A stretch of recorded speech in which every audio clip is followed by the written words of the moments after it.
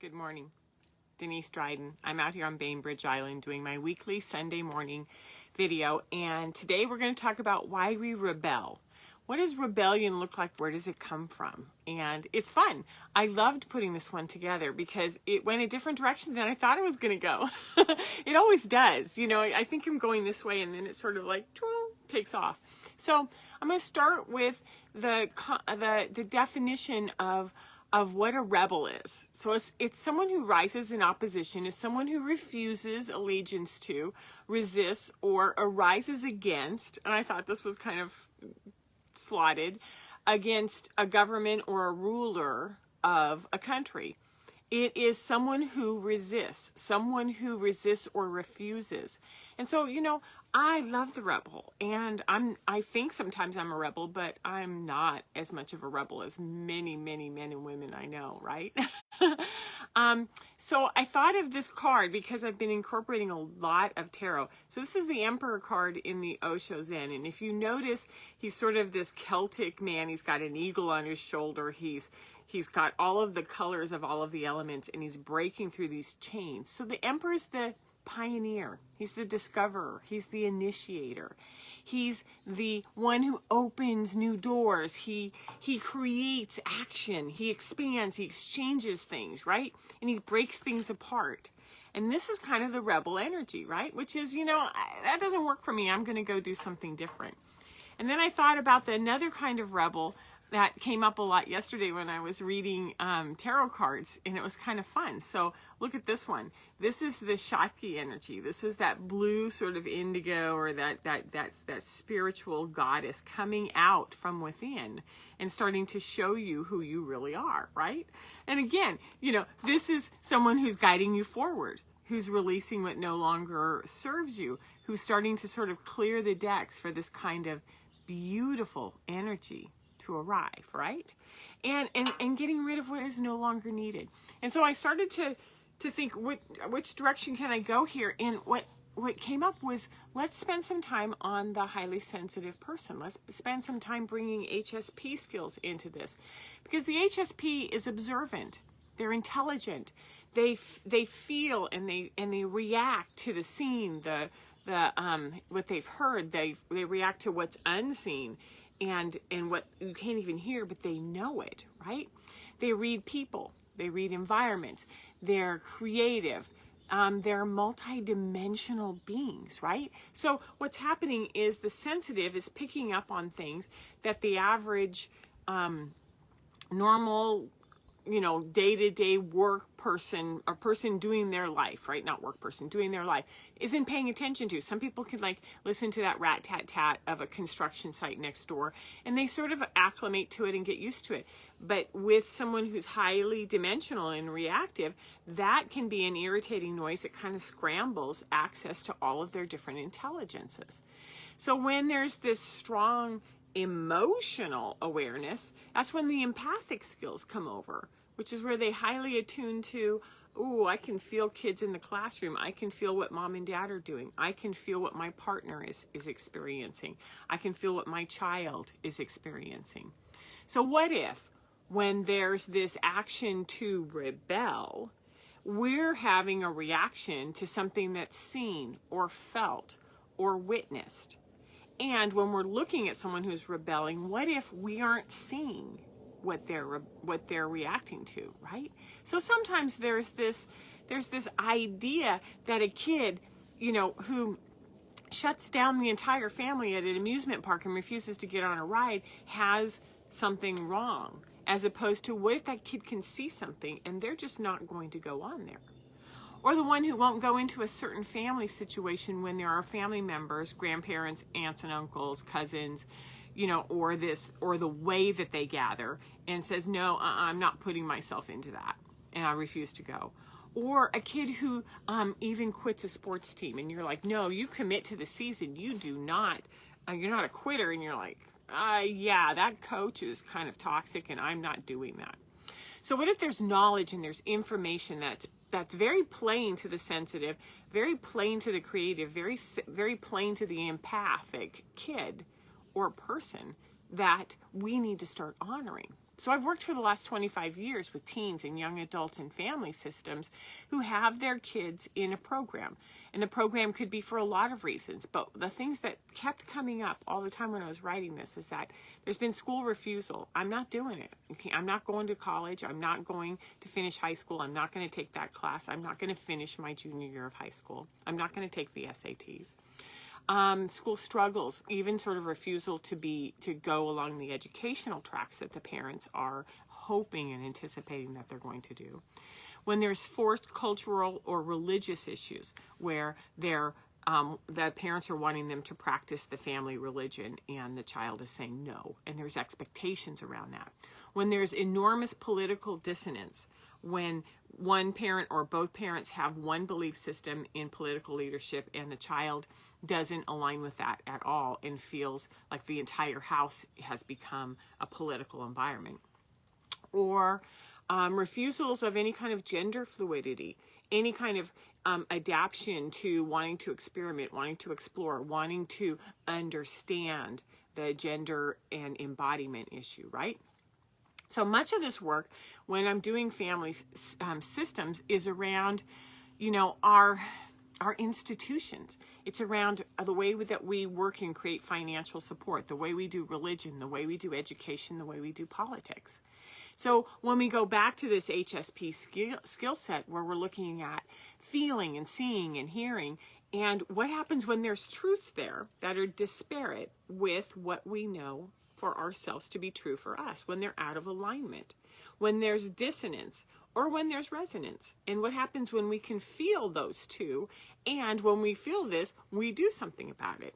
So an example would be, the kid in the classroom who's out of alignment, number one, with this mandated education system, doesn't learn the way that this education system is taught. Skill sets are very, very different, phenomenally intelligent, creative, different set of skill sets, and they're not matching.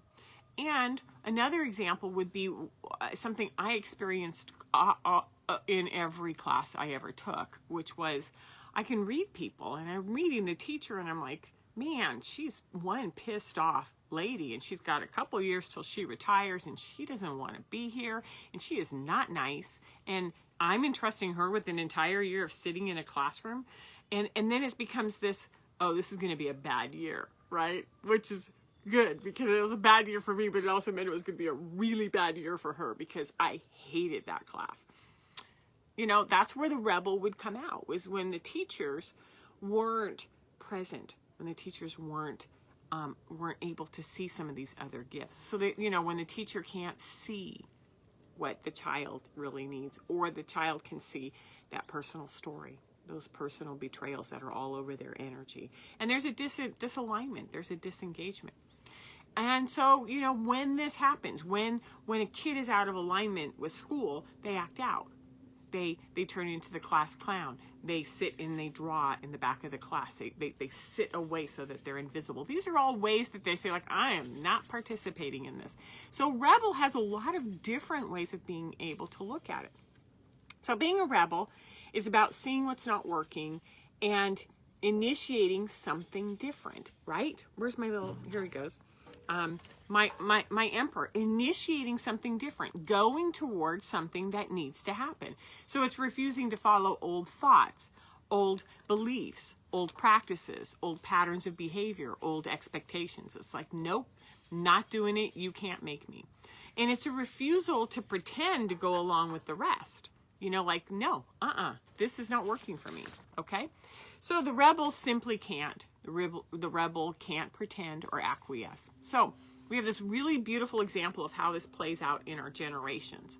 So, and I'm going to look at the difference between the baby boomers and the Gen Xers. So boomers were raised by parents who went through or experienced World War II. They may have been a child on rations. They may have grown up through all of that, those fears and those challenges and those issues, depending on where in the country or where in the world they were raised, right? They were also raised by parents who were in post-World War II, who were in that place where there was the rise of media influence and advertising and expectations, and creating solid institutions of, you can trust this, you can trust the father figure, you can trust the church, you can trust the schools, you can trust your education, you can trust your employer.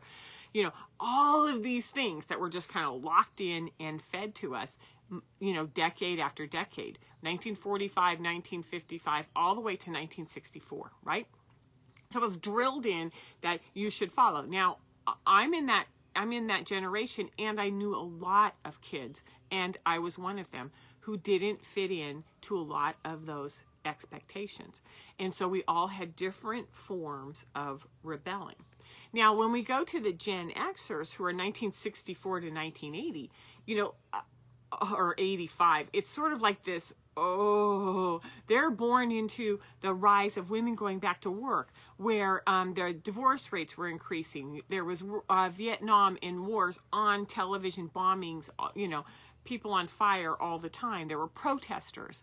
They were inundated with change. They were also the latchkey kids, and they kind of sort of went, we're on our own here. And so, you know, they fended for themselves with food, they fended for themselves with school, they fended for themselves with a lot of things, and they made it up as they went along, right? So we have this very rebellious, very talented generation coming at the heels of a very solidified generation. And so they weren't just initial breakers of the long history, these Gen Xers, of the domination of institutions. Their children are even more rebellious than they were. So it's almost like, you know, somewhere in the baby boomers, things started to crack a little bit with the, you know, the breakfast clubbers, right? They're the ones who kind of rebelled in their own little way, however they did it, or extreme ways, right? Extreme ways, completely pushing all of the racial, all of the gender, all of the issues.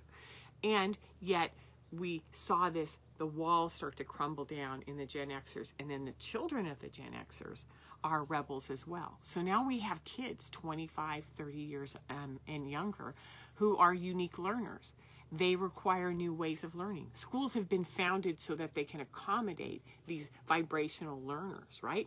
The blending of rules and practices and expectations, they're moving, they're starting to shift. We're seeing the willingness of the rebel into entering each of these lives and starting to really sort of break apart over and over and over again, lots of different things that are going on, right?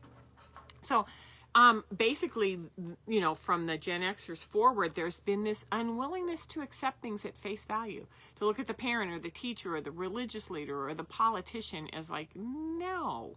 And they see the old strings. They see ways to refuse. They see ways to culminate their power by refusal and saying, no, I'm not doing this. They are capable of saying no because they hold truths. So as the rebel is deepening in our world and in our culture, we're realizing that, you know, life isn't just this linear path. Life is about finding out all of these skill sets and all of these beautiful pieces.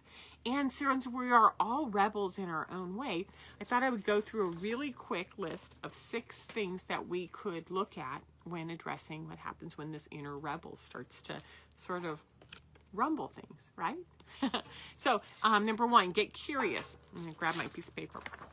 Get curious about what you do, what you see, what you hear, what you feel beyond the surface.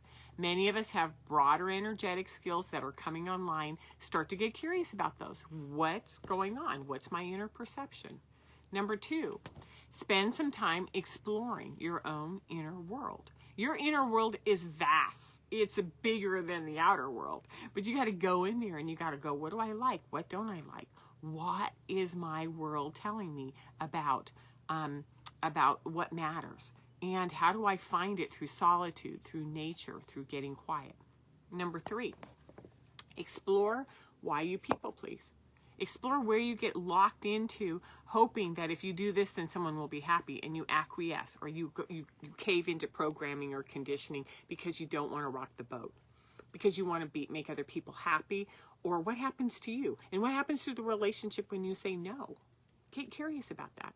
Number 4, go beyond the face value of anything presented to you.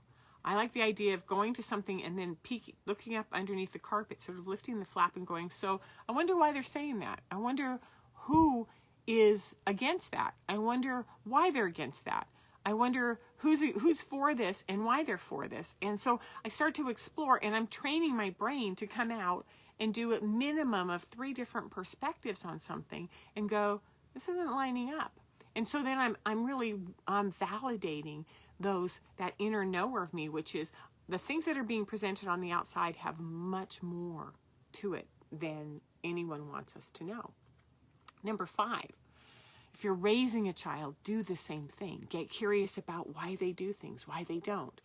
Expand your curiosity and look at what they lean into and what they don't, and the kinds of people and the kinds of environments, and start to put these pieces together. And then again, the last one, number 6, is with you or your inner child, or with anyone in your life, or even with your body. Validate, empower, and notice. Pay attention to when there is courage, when there is the courage of like, I don't think I can do this, or when there's dissonance and it's like, oh, I'm feeling this and I have to find out what I can do to bring myself or help this person understand that they're in dissonance, and recognize it and start to play with what does dissonance feel like and what does resonance feel like. And then be responsive, be adaptive, and be flexible, because being a rebel means that we have insights into things that are changing way before the rest of the culture does. And we're willing to kind of stand up and go, I don't want to do this anymore. You know? So again, this is a weekly presentation I do every Sunday morning. You can find me on DeniseDrydenCoaching.com, and I hope you have a wonderful rest of your week, and I'll see you next Sunday. Take care. Bye-bye.